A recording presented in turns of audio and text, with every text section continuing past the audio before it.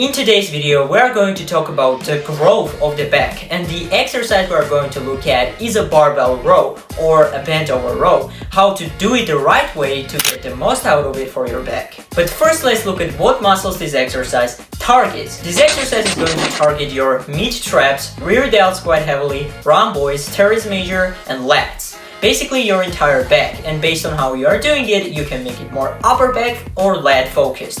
So now let's look at the technique.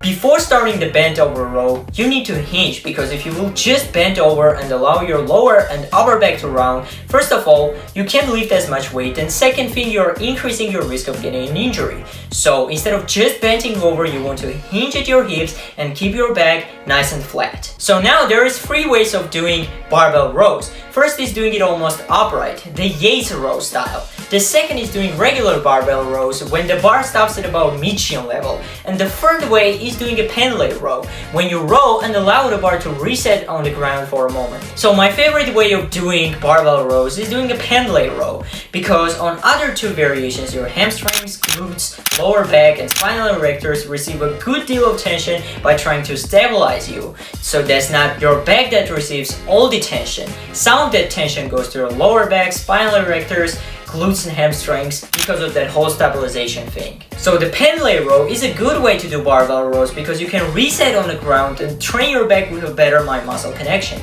However, if you feel your back better on the regular barbell rows or on the Yates row, then keep doing them. But on the pendlay row, once you hinge at your hips, you want to keep your back completely flat and grip the barbell with the overhand grip. Underhand grip is great too for variety, and it is going to target biceps more, but with the overhand grip, you will target the back better. Overhand grip is still going to target your biceps because you're flexing your elbow, which is the function of the bicep. However, most of the tension receives your back. The width of your grip will depend on what part of your back you're trying to target. If you want to target more upper back, you want to take a wider grip. If you want to target the lats more, you want to take a neutral grip. But you need to experiment and find what width of the grip feels better for your back and gives you a good pump. So after you set up your grip, it's time to pull. So now, the closer you will pull toward your chest, the sternal region, you are going to target rear delts really well, mid traps and rhomboids. The closer you will pull toward your stomach and hips, you are going to target lats and teres major more. You want to pull by keeping your chest up throughout the rep, and on the way down you want to have controlled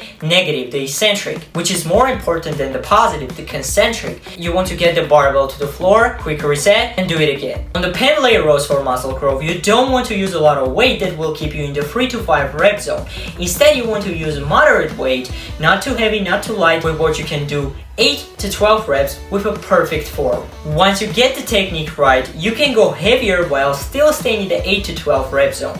Doing pendlay rows on the deficit is a great way for increasing stretch on your back in the bottom position. However, if you are not flexible enough or doing rows on the deficit will cause your back to round, then don't do it. However, if you can do rows on the deficit while keeping your back flat, that's a very good way to improve this exercise, because that is going to increase stretch on your back, which is a very good thing for muscle growth. You want to do about 3 to 4 sets on the pendlay rows if you are doing with it pull-ups, pull-downs, and pullovers. That is a horizontal pulling exercise that is meant to target your entire back. I want to go all out to failure on the pendlay rows because on the last reps, you will see some form breakdown, which is not good. But that doesn't mean that you shouldn't push your pendlay rows hard. You can still leave rep or 2 in the tank, stay in the RPE 8 to 9 zone, and get almost the same results that you will on the 2 failure set. And the important cue on the last couple of reps, when the muscle activation is highest, you want to focus on controlling the negative and slowing it down a bit at about 3 to 4 seconds to get the most out of your last set. So that was all what I got for the barbell row. I hope that you found this video helpful. If so, please leave me a thumbs up, subscribe if you haven't already, and I will see you guys in the next one.